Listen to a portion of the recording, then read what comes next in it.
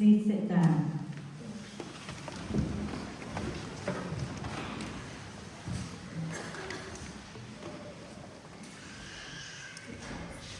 That was a very short gospel reading today, wasn't it? But it takes us immediately to the foot of the cross, which is what we are moving towards in this season of Lent. And there's the cross. We've had it pointed out to us recently in sermons, haven't we?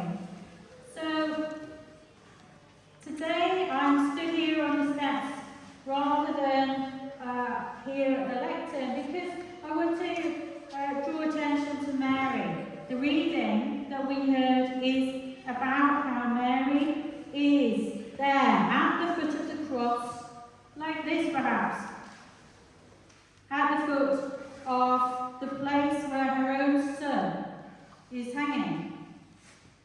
It's a gruesome and terrible thought, and we can begin to imagine into it just by seeing her here. So, as part of our own devotions and reflections at Good Friday, we have a cross often here, and we are invited to take this place, to be like Mary and like her followers at the foot of the cross. It's such a stark thing to do, isn't it? Now, on our special day today, where we're thinking about mothering, our own mothers, here we have the mother of Jesus. Now, there is a tradition in some churches, in some parts of the world, where people do exactly what we've done here and bring Mary down.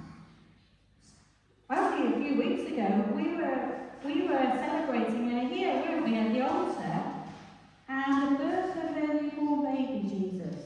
And this is such different circumstances now. And the shock of it and the horror invites us to get alongside and to mourn with her. She's like our own sister, or our auntie, or our grandma, or our own mom, perhaps.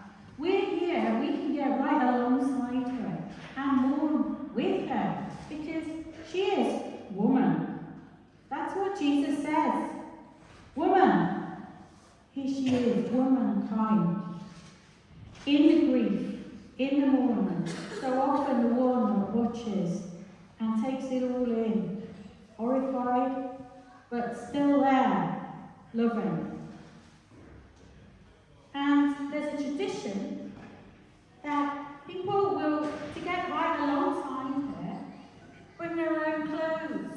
You know, did you notice in the reading, the New Testament reading that we had, it says, clothe yourself in love, clothe yourself in compassion. And people take their own shawls and scarves and jumpers and they wrap them around Mary like this, just to comfort her.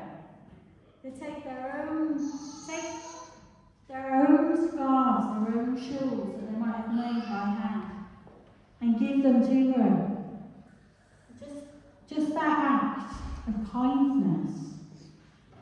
How we do that for one another here, all the time. This gentleness, clothe yourselves with love and with kindness, it says. Most of all, with love. So there we have Mary. Here we have Mary, our sister, our auntie, our own mother. There is a tradition that takes it further than this. For some people who have a real love, a real devotion to the figure of Mary, she's thought of even as a figure like Eve. Something that is written in the New Testament is that Jesus is like the new Adam, the second Adam. And the extension of that, the idea that Mary is like the new Eve, the second Eve. And Eve means the mother of all life, the mother of every living being. So if Mary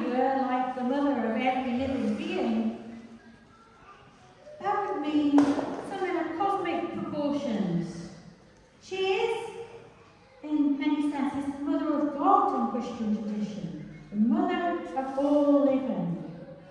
These are big claims. So, one moment we're thinking of her in such human terms.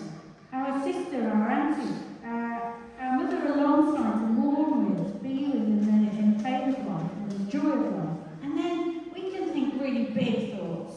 The expansiveness of what it is to be the mother of God. Or the mother of all life, even. So, as we're here alongside Mary, looking up at the foot of the cross, as we're encouraged to do in the sermon in the Gospel today, the great sorrow, it's curious because just as so often in the Christian story, we don't just have one story running at the same time.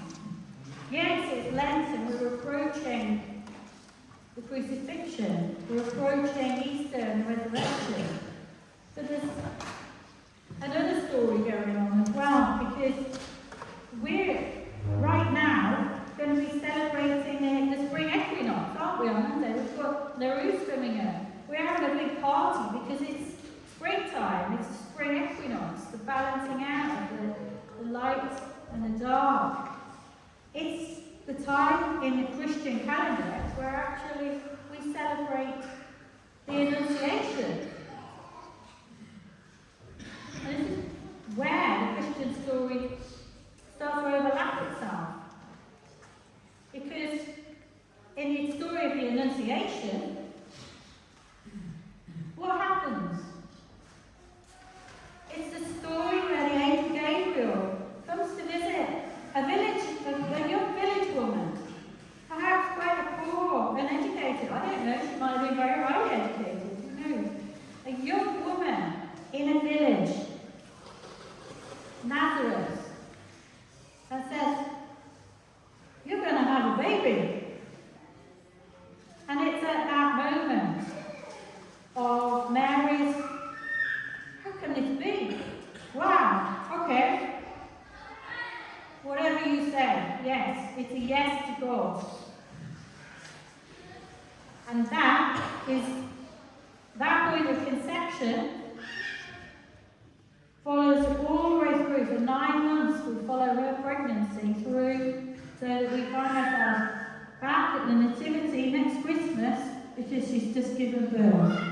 So we've got this juxtaposition, we've got the sense of anticipation in the death, but we've also got, right now at this time in the spring, the celebration, her saying yes to being pregnant.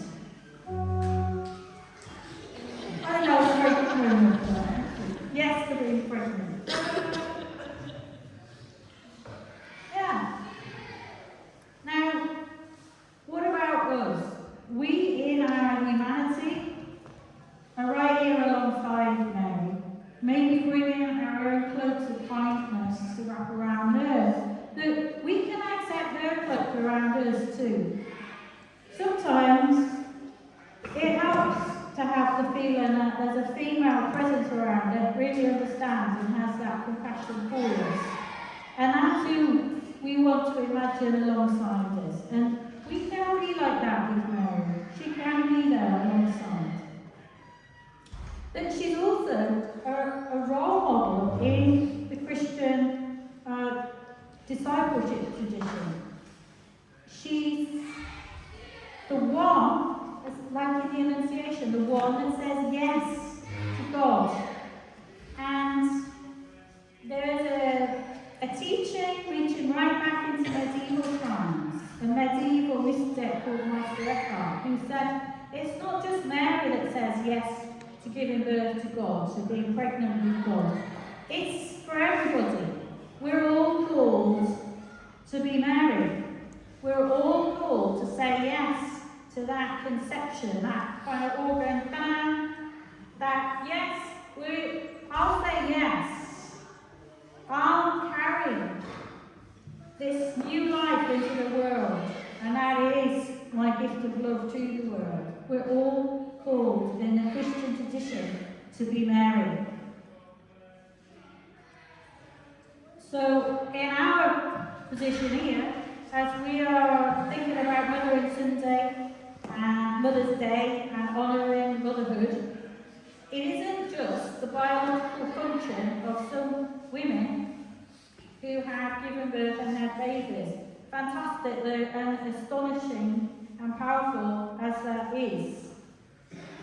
It's for all of us, because we are all honoured or challenged with that capacity to say yes to the Holy Spirit, to allow it to work its creative miracles in us, so that not by our efforts, but by the efforts of this greater love, we can bring that greater love out into the world.